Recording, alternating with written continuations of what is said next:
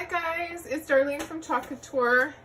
Today we're going to make this fun sign. This is the Canadian flag, but we're going to do it with a little twist.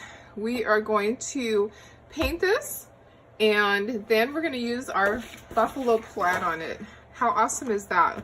When I think of Canada, I think of all the mountains, and I love the buffalo plaid, kind of like a lumberjack type thing. There's so many trees there where I went anyways. When I was a kid, we took a trip and went to Alberta and all the way up through the top of it. We did a long trip. It was a lot of fun.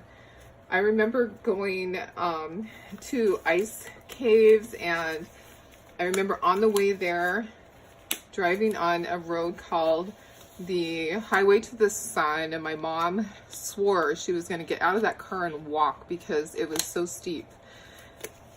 I'll have to look that up because I am not sure if that is on the US side or on the Canadian side, but all I remember is mom saying, "Let me out, let me out."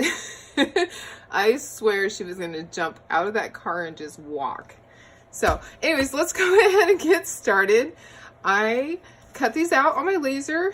I had this idea this morning that I did an American flag.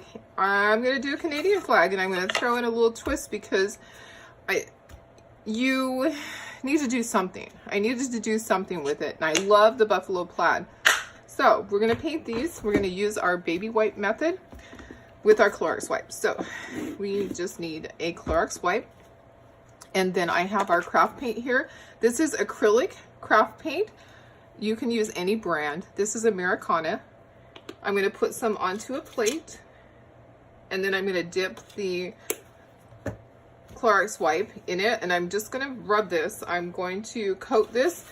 All I want is a thin coat of paint. I don't want it to be really thick, kind of like a whitewash. That's all I'm trying to achieve, is just some color on this. I want the grain of the wood to show through. And wiping it like this, it puts a little moisture in it from your Clorox wipe. It thins down the paint and it will dry really quickly. And I actually don't need to do the sides because the red part of the flag will be there, but I'm going to go ahead and just do this. Going to spread that, make it nice and even, and then I'm going to use my heat gun to dry that. Going to take a paper towel, and I have the gloves on because I'm so messy. I do not want my hands to have paint on them. And black was the color that I bought. I don't know why. I know it looks strange. It looks like I'm a burglar. I'm not, honest. All right, we're going to dry this with our heat gun. You just want to move your heat gun. It's going to dry fairly quickly because of the moisture from the Clorox wipe.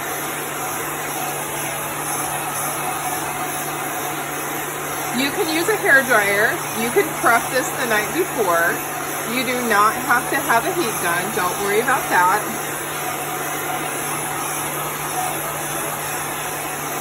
You can just paint this with a paintbrush. You can do whatever you want to do with your project. Okay. All right. That is how long it takes. Then I'm going to take a sanding disc, which I have right here. This is just on a little rubber pad. Just a piece of sandpaper will work fine. I'm going to go and I'm going to sand it over my trash can.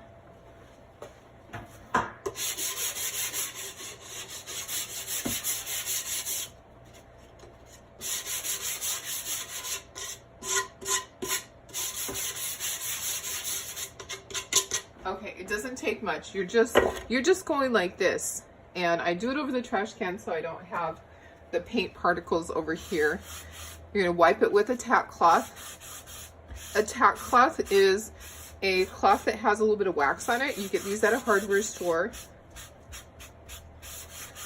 Lowe's, Home Depot, that type of place. They're really inexpensive. They come in a package that has several in it, and it's a couple of dollars. So you're just getting off all that dust. And we do not need to wax this because this part is not going to have anything done to it. this part, we're gonna glue these guys on too. So this part is done for now. I'm setting it to the side. Need to paint these guys red. We're gonna use the same method. I think I'm gonna be a little bit messy, so I'm gonna grab some paper and put it underneath because these are smaller, and I think especially with the maple leaf, I think that it's going to get all over my surface here. So I'm just gonna put some paper down to protect that. Gonna do the same thing with the red, put it onto the plate. Just want a little puddle of it.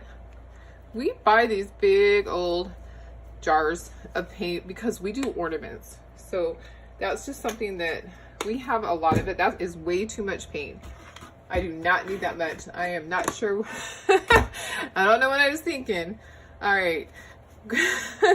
Grabbed another Clorox wipe, and all I'm going to do is coat this. You want to just get a thin coat of paint. That's all I need on there. I'm not aiming for this to be solid. I want to be able to see through it. Okay, and it's getting really gooey over there. This was a really wet Clorox wipe, probably because it's sitting on the side. That's okay. It will mean that it will dry faster. I want to make sure that these guys are equal as far as the coloring. I want them to look the same as far as how much color is on them and how much of the grain of the wood shows through. So I may go over it again as it starts to soak in. And then I'll dry this with the heat gun also.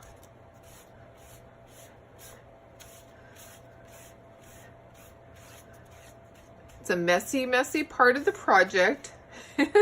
Some people can do this without getting it on them, but that would not be me. All right, I'm gonna put this to the side. I'm gonna get a paintbrush later. I'm gonna put that back into my bottle. I don't wanna waste that. That was a lot of paint. Gonna dry my fingers on here. All I'm wanting is this to have a coat of the red and be able to see the grain. Gonna dry this really quickly.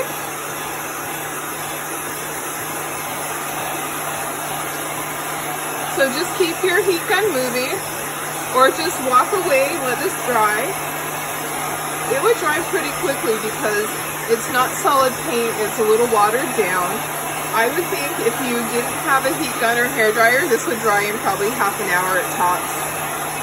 You could let it sit overnight too. Sometimes I'll prep all of my boards the night before, and then the next morning I'll get up and I'll sand them.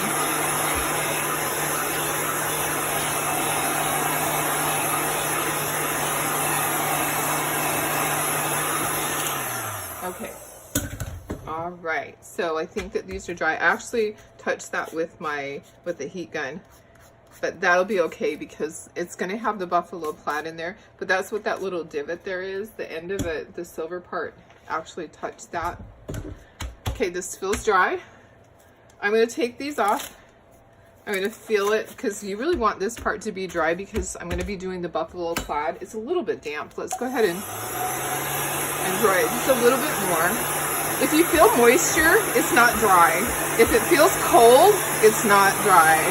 So just go over it again. And it's okay if it's uneven. We're putting the buffalo plaid onto this, and that is going to change it completely. All we're doing is getting a base color behind it. All right, I can move this piece of paper. I'm going to sand each of these over my trash can really quickly. I'm going to throw the paper away. I'm going to take my little sanding disc, and I'm just going to quickly go like that on each of them.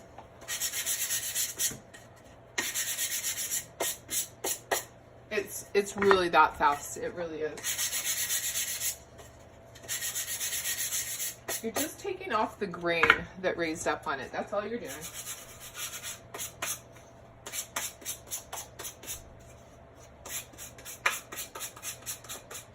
Okay. That part is done. I'm going to wipe it with my tack cloth again. See how it's taking off the red? These tack cloths, they don't last forever. You are gonna throw it away when it is no longer waxy feeling. The wax is what picks up the dust so that you have a clean surface to work with. And this is how I want this. I want it kind of rustic like that.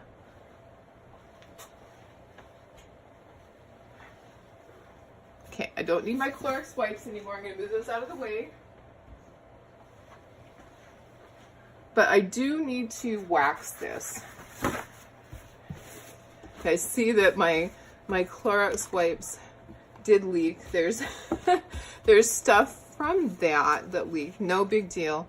All right, I want my wax. I want to use this on this part to make sure that the paint doesn't go onto the back of my transfer.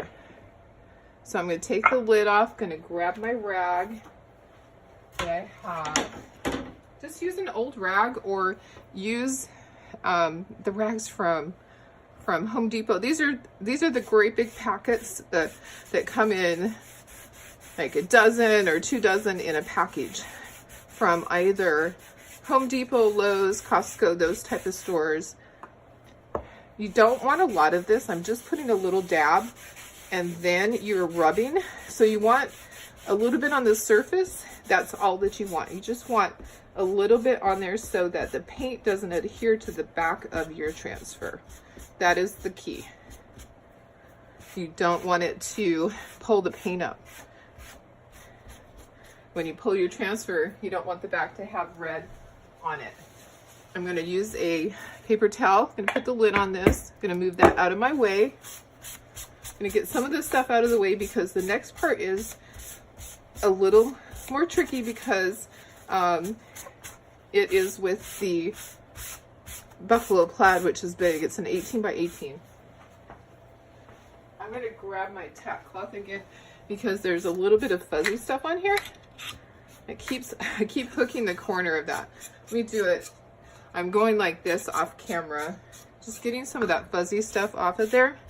Want to make sure that that isn't going to stick to the back of the buffalo plaid either. All right.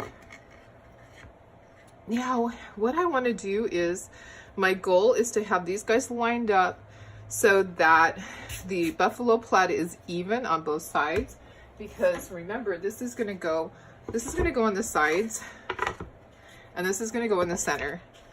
So I would like my sides to line up as far as the buffalo plaid. The center, it doesn't matter. I think it will be fine however it turns out. Okay.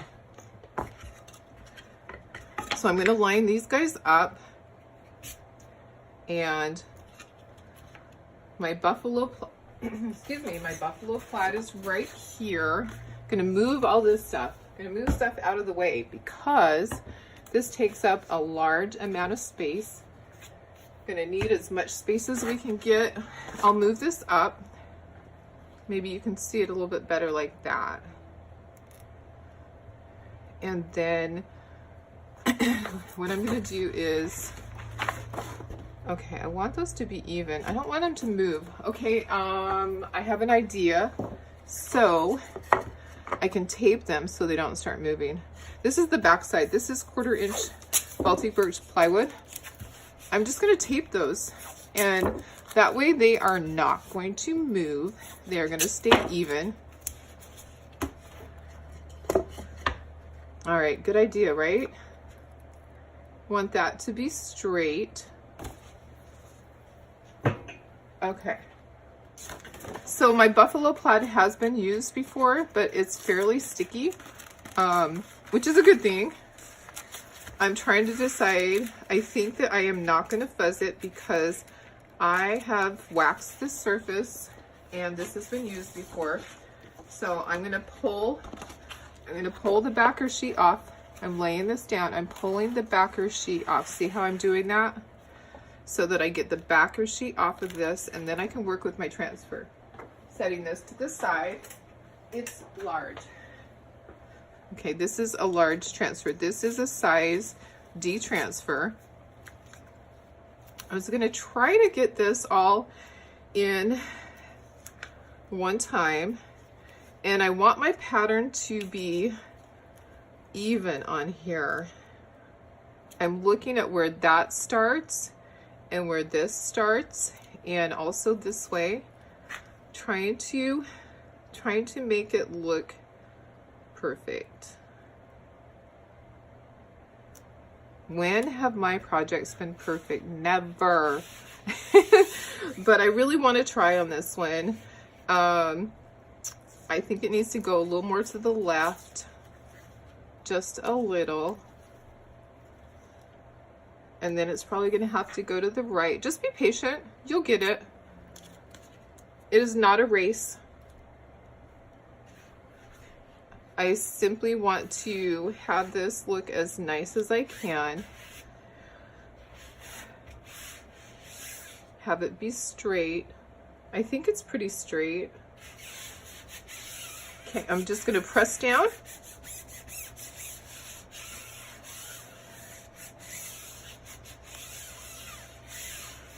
You want this to adhere really firmly, and I don't really like how that's lined up. I'm going to try this again for this part. This is fine right here. So the two side rectangles, they are fine. I'm trying to make sure that I get all my air bubbles out, working this down, working it up. I'm going to be careful when I put my chalk paste down. I'm not going to be moving it around. Okay, this, I want it to be a little more different, like half of it this and half of it that, but I wanted the stem part to also have some of the plaid on it. Okay, I think that will be, well, and then that leaves this. I'm trying to, okay, I'm talking out loud, guys, that's okay, but trying to work this out to think of how the pattern is going to be, because you have your areas that are going to be red, and that the areas that are going to be red are the areas that are the teal.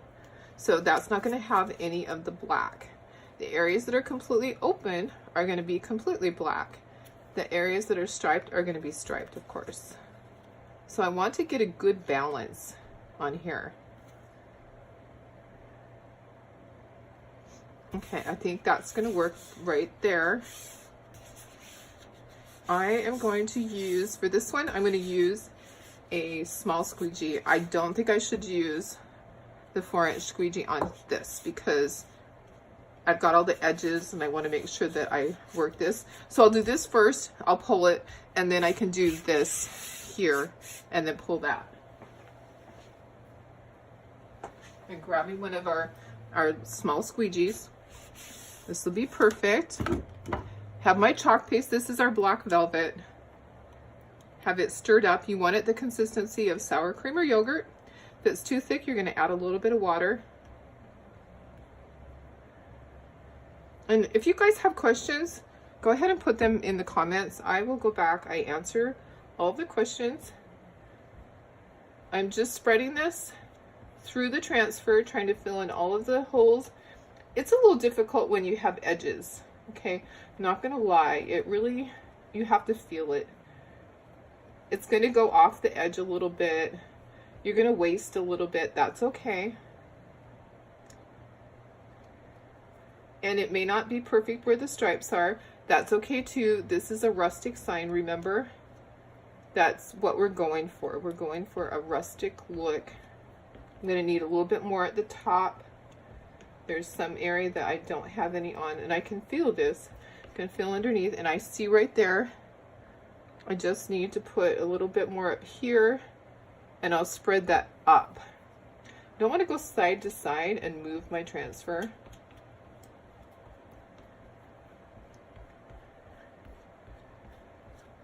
All right, I think I have it.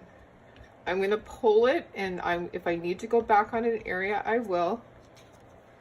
I'm going to set my squeegee to the side on a paper towel. Make sure you have paper towels ready because you're going to need them. Awesome. All right, so it has a little bit of bleeding there, but that's okay. That does not matter. That is fine. I think it just adds to the charm. All right, so I'll put this to the side and we'll dry that. And I'm going to do this, and if it has little areas that bleed, that's okay. I'm not going to cry about that. I actually love the rustic look. So I never worry about that. My customers don't worry. They love that things are different. So you shouldn't stress either. If it is not absolutely perfect, do not stress. Do not throw it away. Someone will love it. I'm going to be careful as I spread this so that my transfer is not moving. It's a big open area, so it could have a tendency to move. Being left-handed isn't always to my advantage, but I hope you can see. I hope I'm not in the way. I hope my big old head is not in the way. Oh my goodness. Sometimes I go back and watch and I think, oh, wow, all right. Not the best, but I'm teaching. I'm trying to show you guys how to do this. If my head gets in the way, I'm sorry.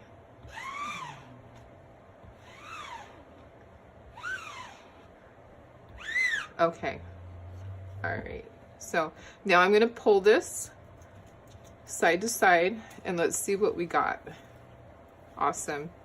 All right, looks perfect. Actually, that is perfect. The maple leaf is the only part that had a little bit of mess up on, and that's fine. I'm not going to worry about it. I'm going to take this and I'm going to put it into my water bath. I'm going to fold it in half with the sides that are not sticky. I'm going to put those together. I'm trying not to get it onto my board here. So let me show you. I have my sink full of water. I've folded it so the non-sticky sides are together. I'm going to go set this into my water bath, which is just my sink full of water.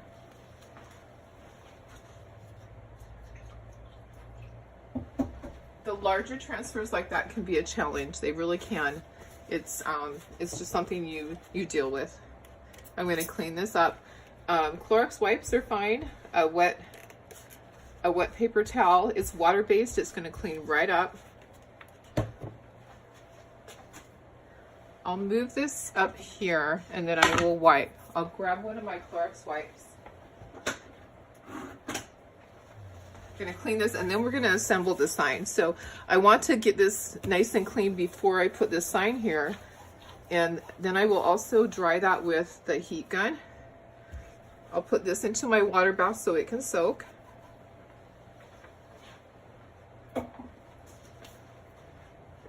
All right, let me take a paper towel and dry this now. It's just setting this right back down into the thing. And if I was unhappy with this, I could redo this, but I'm not going to. I'm going to leave it just like that. I do not care that it has a little bit of area that is not perfect. You shouldn't care either. Okay, I'm going to dry these and then we'll bring in the whiteboard.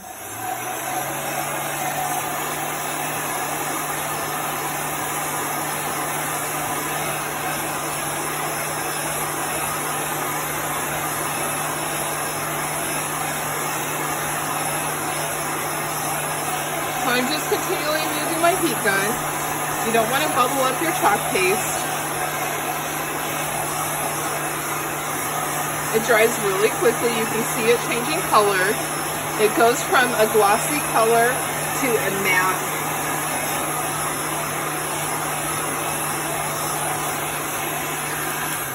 Okay, and then you can feel it. It's dry, and I don't need to take it down to room temperature because I'm not putting this onto anything, and I can peel this off. We've got our two edges that are going to go towards each other. And take that off. I'm going to bring in our white part again. This is going to go onto here, just like this. This will be right in the center. Okay.